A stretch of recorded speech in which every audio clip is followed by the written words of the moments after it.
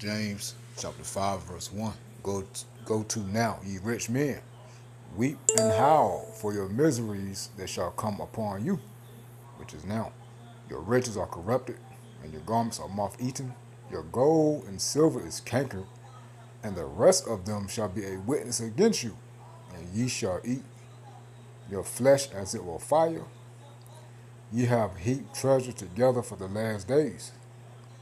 Hold the hire, Behold, the hire of the laborers who have reaped down your fields, which is of you kept back by fraud, crieth, and the cries of them which have reaped are entered into the ears of the Lord Yahweh Shema Shah of Sabaoth. Ye have lived in pleasure on the earth, and been wanton. Ye have nourished your hearts as in the day of slaughter. Ye have condemned and killed the just, and he doeth not resist you.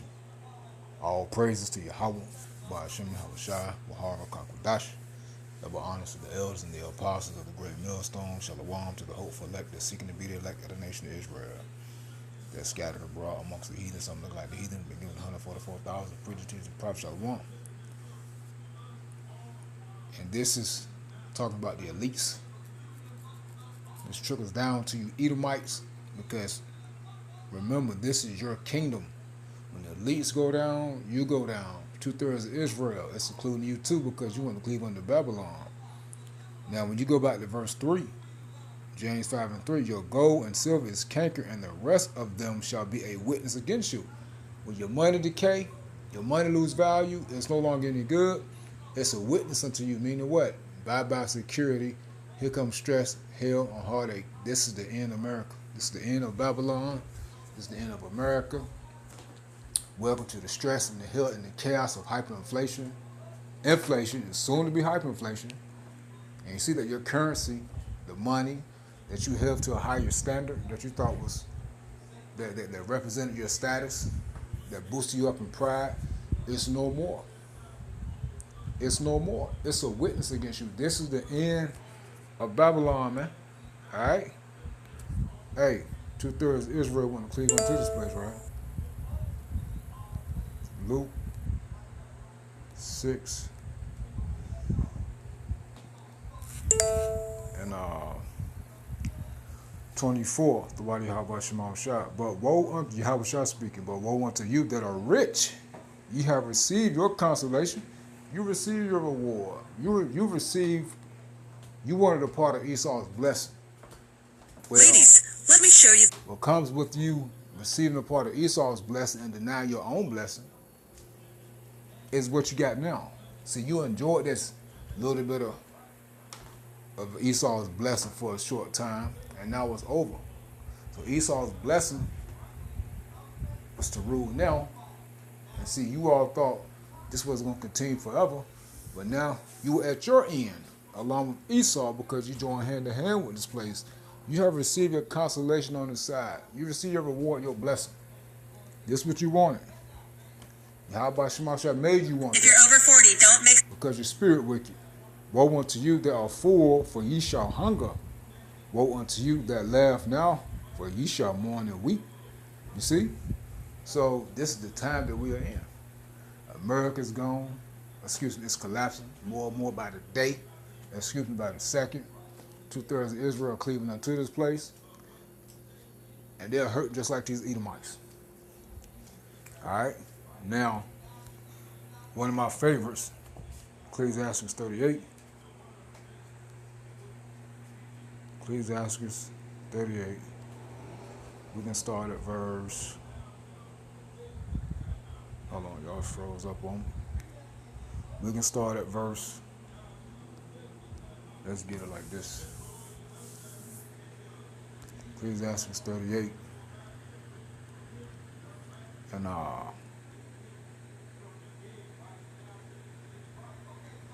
let's start at 26. The Wadi Yahweh Shema Shah. He giveth his mind. It says, he giveth his mind to make furrows, and is diligent to give the king fodder.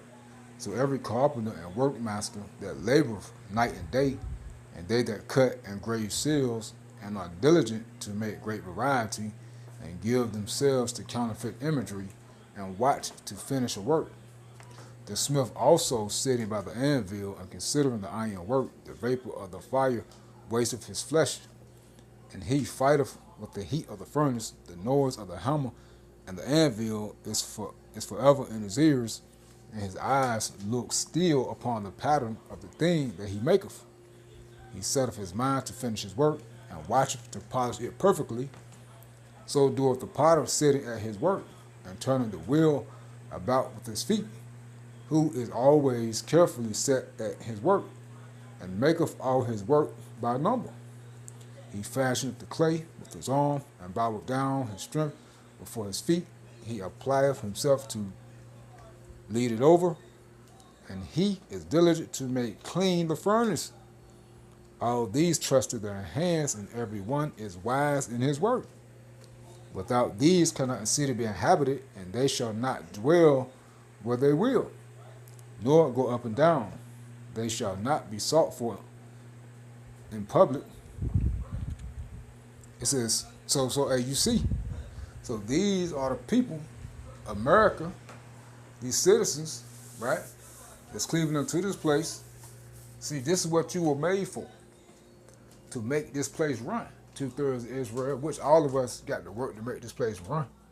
But 2/3 of our people that cleave unto this place as if this is the last stop, as if you working and doing everything you're doing is so much. You slaving to have crumbs.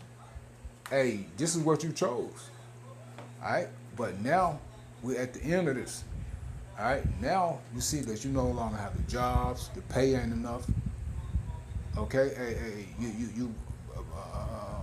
you've played your part in America, in this place functioning. Okay? And you giving your all to this place. But now you see this, we're at your end. You're at your end. It says, they shall not be sought for in public council, nor sit high in the congregation. They shall not sit on the judge's seat, nor understand the sentence of judgment. They cannot declare justice and judgment, and they shall not be found where parables are spoken. In other words, you're not important. You have no benefit.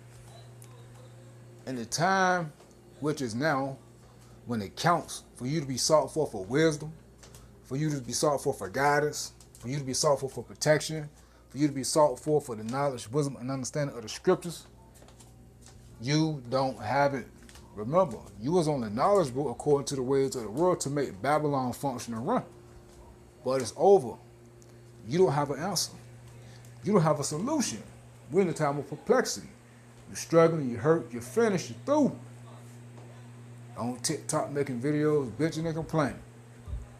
Hey, it's the end of America. It's the end of the dollar. It's the end of your kingdom, Esau. You will not be sought for, Esau or 2/3 of Israel during these times, because the men of Yahweh Shema Shai are going to be the ones sought for in these times. The men of Yahweh Shema Shai are as precious as fine gold. All right? But thank you all for playing your part and for making the shit, producing the shit that us as a hopeful elect need during these times, in which Yahweh Shema Shai has blessed us and allowed us to have the little bit what we have, which is actually a lot compared to what others don't have. Okay? But Yahweh Shema Shai has gave us what was beneficial to us and what we need to survive, and that's all we ever needed. Hey, so we thank you niggas in Babylon. 2/3 Israel, that, hey, you on your high horse, excuse me, you was on your high horse. Hey, we thank you. We thank you, Edomites, for causing this broken down system to run for as long as it did. Okay? Even though you was in your pride, but we thank you from the bottom of my heart for making the shit that we need and for producing and put things on the shelves for us as a hopeful elect to have. Call Halal Yahweh Shema Shai. All praise to Yahweh Shema Shai for putting the spirit on y'all to play your part. And we thank you. All right? It says, and they shall not be found where parables are spoken. So you see, now when the time you have no significance, you are not of any importance now. You lost in your way. All right? You don't know what to do. But the men of Yahweh Shema Shai know what to do because they've been led by the Holy Spirit. Remember, it's over. But they will maintain the state of the world, and all their desire is in the work of their craft. You see, all your desire is in the work of your craft. Meaning your only desire was to what? Make Babylon function and run. And now it's over. Alright, it's over. Alright? Remember, 2/3 of Israel, you want to join hand in hand with this place, you receive your consolation on this side. Alright? So I got this video by my man Yacht Motley. It says Americans are tapping out of society. The cost of living crisis is breaking people. Hey, y'all know if you've been watching the videos, Yahweh Shema Shai been having me do. Yahweh Shema Shai has always had me say, the red horse, the black horse, and the pale horse are soon going to be galloping all throughout America, man. At the same damn time. Well, welcome to it. The balances going to the black horse, going to the metaphor for straits and difficulties. We here. Hey, also the black horse is going into hyperinflation. We here. The pale horse going to what? Great judgment and death, famine, chaos, death, judgment. We here. All these are the signs of the end. All right? We're at the end. It's the signs of the collapse of Babylon. All right? All praise to Yahweh Shema Shai. Now let's let these people tell you what's going on, and how hard things are. And also, hey, this is a time of wisdom. Hey, it's a time of rationing. This ain't a time of, okay, you buying food and you can eat everything up at one time. Okay, things are expensive. So, hey, the time of rationing. You can hear one guy complain about making his own hamburgers, which is smart to make your own hamburgers. He said he think it's better to go out and get something to eat. You crazy. Because you going out and thinking it's smart to go out and buy these things, go to a restaurant, pay for these things, then you got the tip. You only get one meal, maybe 2 meals. Well, if you buy the shit yourself, you ration it out, portion it out. It's a smarter choice. See, we're in a time of rationing too. All right. Hey, wise decisions have to be made. All right. So let's play this video. I'm gonna play like the first 6 minutes and 45 seconds. And let these people cry their heart out, man. Hey, we supposed to be rejoicing. Though we're in the midst of it, we got to go through it. It's all good, man. We don't care. Why? Because Yahweh Shema Shai got us, and we know we got to go through it to get to the kingdom, man. Let's let these people bitch about it, man. It feel good. I can't keep doing this. Like, what the fuck is even going on? Everything is happening and having to still go to work every day and pay bills and rent and stress about money and go to work and pretend like everything is fucking normal. It's just not normal. And I don't know. Also, you see these women. You see more women. Single. Isaiah 4:1. That's coming. Hey, Edomite women, all types of women gonna be joining under Jake, man. The Israelite man, all right? And brothers are going to accept heathen women. I mean, you're not going to be saved, but brothers are going to use heathen women to get by, okay? To get by, to get along, to tag along, you know, just so the hopefully that can get by. All right? Hey, they can be used also to show the Israelite woman that cleaving to the men of Yahweh Shema Shai, who eventually are going to be saved along with the elect men, the Israelite women.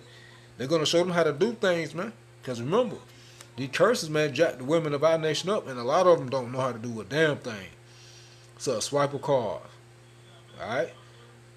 But see, you Israelite women that's going to be with the men of Yahweh Shema Shai, the ones that don't know how to do, you're going to have to be taught. And it's more Israelite women that don't know how to do than it is of Israelite women that know how to do. All right? So these heathen women going to show some of y'all. All right? But these heathen women will not be saved. Alright? They will not be delivered. Alright? How much longer I can do this? It's like eating me from the inside out. Why aren't we doing something? What the 40s. Hey, maybe this generation isn't drinking anymore because a beer at Lake Tahoe, at the Heavenly Lake Tahoe Resort at the top of the mountain, a small beer was $15. I was like, you know what? It's probably a lot of labor getting that beer up here. I'll pay it. Whatever. I go to a San Jose Sharks game last night. A domestic tall boy can of beer, Coors Light, $18.30. No way. Y'all are smoking crack. You're I ain't smoking drinking crack that. if you think people can afford to drink like that. When people call millennials and Gen Zs entitled, I don't understand what you want from us. The millennials and Gen Zs went to school and got good grades. We went to college for 4 to 6 years and got $50,000 to $100,000 in debt. We then got jobs and have been in these jobs for 10 to 15 years working our way up. And the lucky ones are making $140,000, $150,000. What do you want us to do? We got to talk about this. People are just saying enough. Enough? When is enough? I want to know your thoughts. Comments down below. Let's dive into this subject. Hey, it's Ashley with 4 Patriots. We're in a bit of trouble. To put it plainly, we need to clear out some space. Enough? When is enough? I want to know your thoughts. Comments down below. Let's dive into this subject. Want us to go make $140,000 a year, go live in a garage with a space heater, have no TV, no laptop, no cell phone, no internet, take dates to the park and throw fucking Frisbees around and pack peanut butter and jelly sandwiches, drive a 1980 car that you have to push and Fred Flintstone yourself around. That's what the reward is for getting straight A's, getting a master's degree, getting $100K in debt and working your way up for 15 years. That's what you want from us? You want us to live an hour and 20 minutes away from work, so 2.5 hours a day is in commuting? Don't you want, after 50 years with the GDP productivity and the net worth of Americans, by the way, that have gone up about $160 trillion, don't you think that it should be easier? Don't you think millennials and Gen Zers should have 4-day work weeks by now? At least. Free healthcare would have been amazing, but let's put that aside. Free college, let's put that aside. Why doesn't 40 hours a week pay us enough to buy shit? Do you realize that back in the day, $140,000 bought you a 5-bedroom house in a cul-de-sac? You had 3 cars. You used to have barbecues. You had to put hot dogs. You had steaks, baby. You now have to be extraordinary to live an ordinary life. We're supposed to feel frustrated and entitled. I fucking love that about millennials and Gen Zers, because we're right. We should be frustrated and fucking entitled. When people call millennials and Gen Zs entitled, I don't understand what you want from us. The millennials and Gen Zs went to school and got... I tell you, me and my mom argue about this a lot. And I will say that between inflation, the cost of everything going up, being told we had to go to college and accumulate all this debt, we're on this like conveyor belt of between keeping up with the Joneses and getting caught with our hand in the cookie jar. Because as I guess I'm considered a late millennial, I don't know, barely in that age group, we're divided between those that like went off to war, those that didn't, those that had the GI Bill to pay for our college, and then those that took out debt for college, and we're in this like melting pot. And I think the millennials are trying to figure themselves out. The Gen Zers are like, you know what, I'm just not even going to try because everything's expensive. I want to know your thoughts about it. Comments down below. Good, bad, ugly. We need to disagree to find an answer. Right here, I hate that I feel irresponsible with my money and all I did was buy groceries. There's a video coming up of a guy that tried to just make hamburgers, okay? And he realized it was more expensive to go buy the hamburgers, like to make it, the ingredients to make it, than to just go buy the hamburgers at fast food. And who owns the fast food restaurant? Corporations. Right here, boomers don't want their children to live a better life than they did.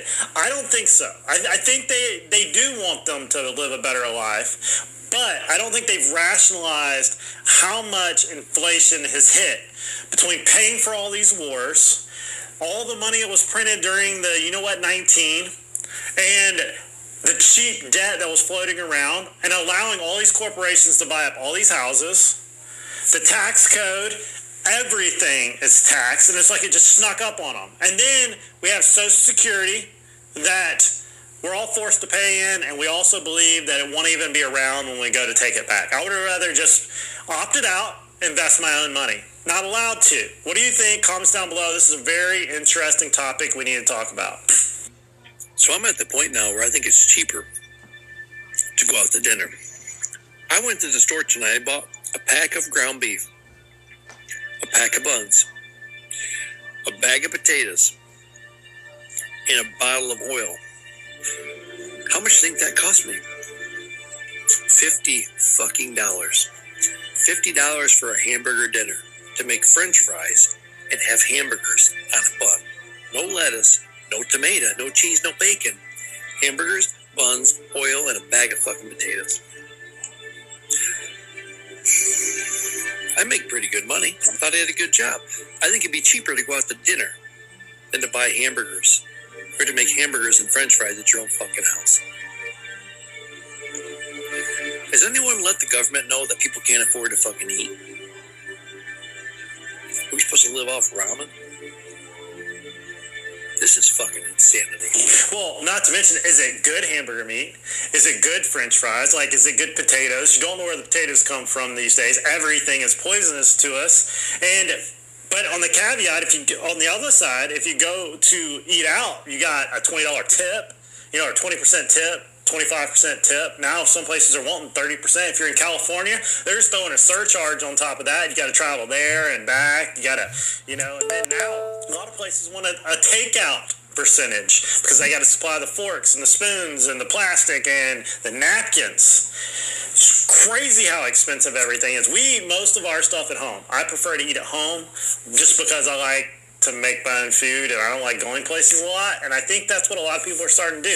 I think the break-even point is like 3 people, right? Like, if you're just buying for one, it's hard to break even buying all the product because you got to make multiple meals out of it. But if you're because most ingredients are for 2 people, but if you got 3 and 4 and you can split it up and use it for lunch one day or multiple meals, meal prepping, I think you can come out ahead. But if you don't, real tough. What do you think? 13. And there you have it. I'm going to stop it right there. I'll put the link to this video in the description box if you want to watch the whole jump. But you see, man, this place is over, man. It's over. Stay prayed to put the names in. How about Shema? Shalom.